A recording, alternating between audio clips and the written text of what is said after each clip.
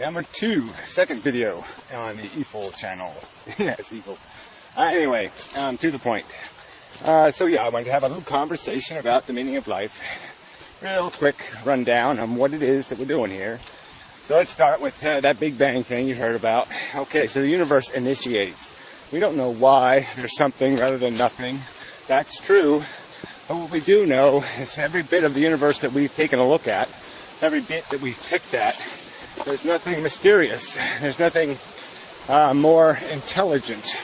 It's always just crude mechanics, crude physics taking place. The stars are, through high energy photons smashing and crushing and pressurizing, are basically creating all these little heavy elements, like the gold and the silvers and all the nice magical ones, the sparkly stuff. Even on the planet Earth, diamonds are being created with heat and high pressure. So it's a mixing bowl, a chemistry set gone wild. Now kind of made of, the universe is basically just like that in a sense. It's a chemistry set where the chemicals are allowed to leak into each other. That's what sort of happened with the Big Bang, with the initiation of the universe. Then you had a bunch of stuff crashing into itself, and this thing called gravity and these nuclear forces start tying matter into little bigger and bigger pieces. In the end, it's all going to fly apart as it all gets reduced to photons and suns, and they shoot a bunch of energy into the dead reaches of space, which at some point they might all get collapsed into a giant, humongous universe equaling black hole that'll even suck those photons back. But anyway, who knows if it cycles on, who cares? The point is, there's no evidence, no signature of any kind of God, of any kind of intelligence that's saying, oh, I wish to create universes so human beings can cheat on their wives and molest children and eat the other sentient creatures and die of hideous and awful diseases and be born deformed and horrifically, they go through years and years of horrible miseries and sufferings and disabilities, and get crushed by things and smashed and bleed out in all kinds and manner of way. And, so 1 million of them a year can find some way to jump off a cliff or, strangle the life out of themselves and snap their little spinal cords. No, that's the truth. The truth is there's nothing out there who said, oh, it'd be a good idea if we make little smart creatures, so they can have a big high opinion of themselves and talk about spirituality and ghosts and all of that kind of stuff.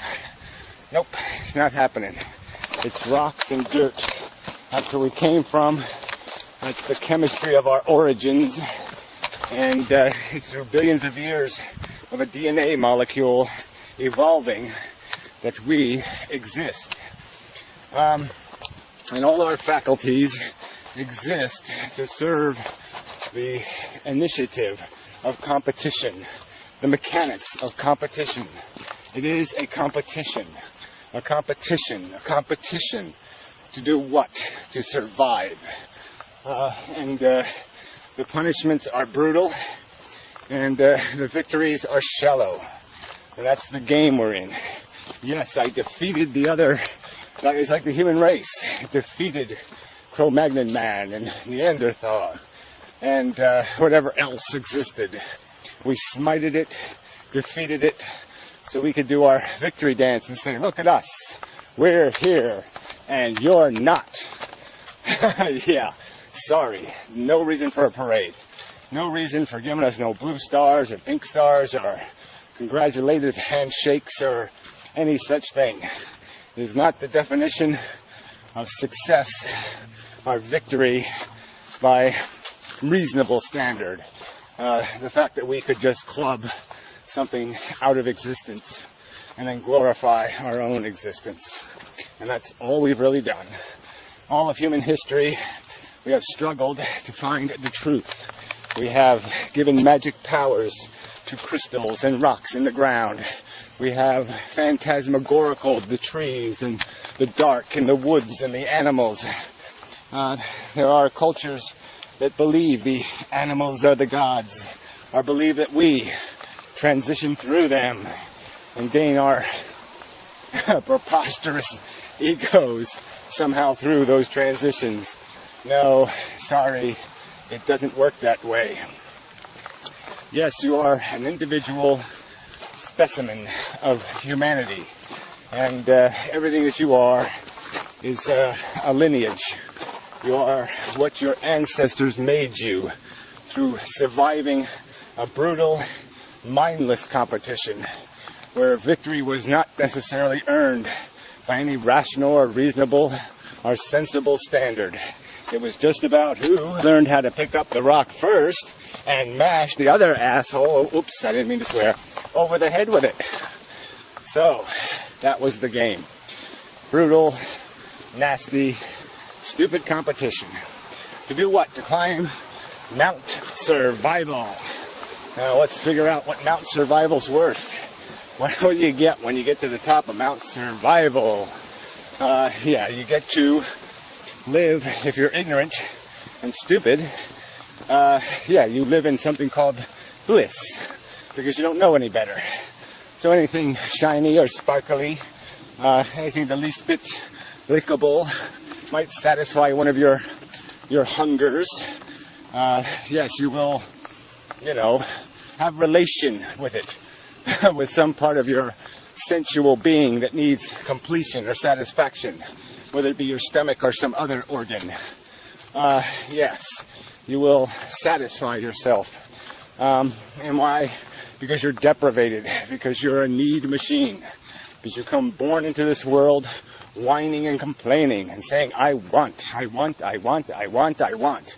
And it doesn't stop until your heart stops beating and your brain starts dying.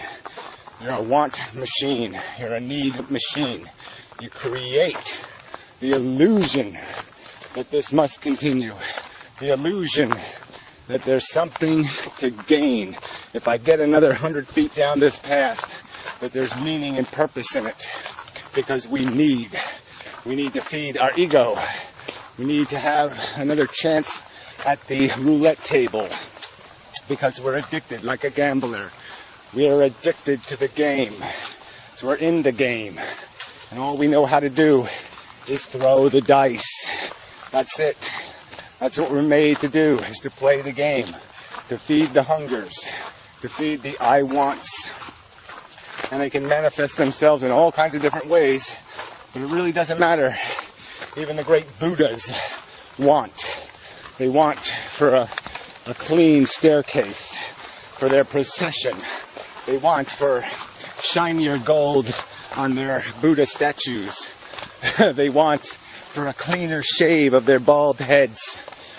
They want for their own rituals, their own housekeeping, their own perception of meaning.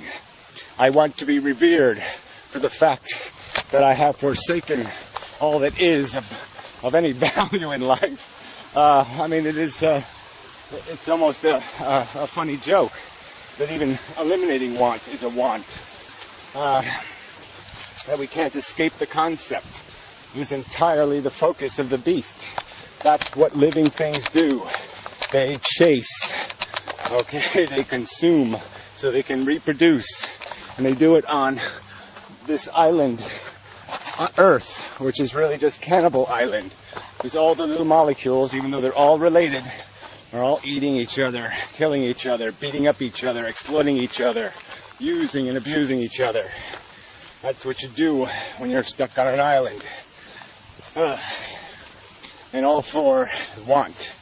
To satisfy want. Addiction. A want that has no justification. A want that has been contrived by molecular circumstance. Merely because of the same reasons this rock is this color is the same reason you want. It's because that's what the chemistry demands in the circumstance. That's where it led. That's how it combined. That's just the fact of our evolution. We gained the tool of being able to be hurt.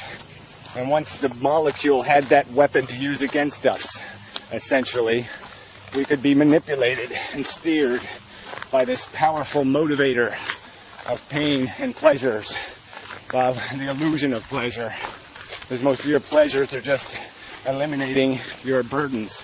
If I relieve you of your financial concerns, your marital difficulties, your worry about someone else's health or welfare, if I take away all those burdens, you're going to feel good. And if I take away all your physical tensions, all your weighty burdens, all the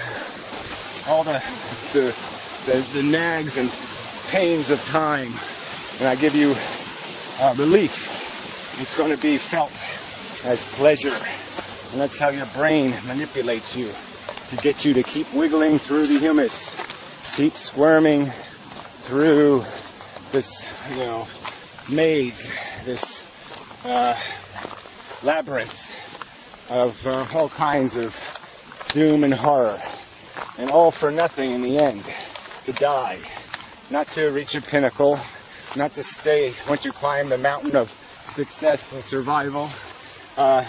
No, you don't get to stay. You're just going to be thrown off the back end of the mountain to bounce down the rocks and the cliffs of likely, unless you're very lucky, unless good fortune shines on you, you will be plummeted and pummeled to death, little bits at a time. Your dignity will be removed. You will be stripped of all peace of mind, all comfort will be denied you as you are thrown into the mouth of the shark to be gobbled like every other living thing ends. Alright, I still got 2 minutes. And that's how the game is played.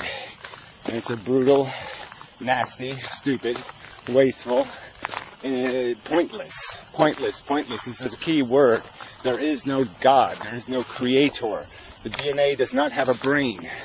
Evolution is not an intelligent force. It's just a force of circumstance. That's what reproducing molecules will do. If they're capable of mutating, they will evolve. That's what reproduction and mutation equal. Just like Einstein's theory, E equals mc squared. Well, mutation plus reproduction, R plus M equals E, evolution. You will change and adapt.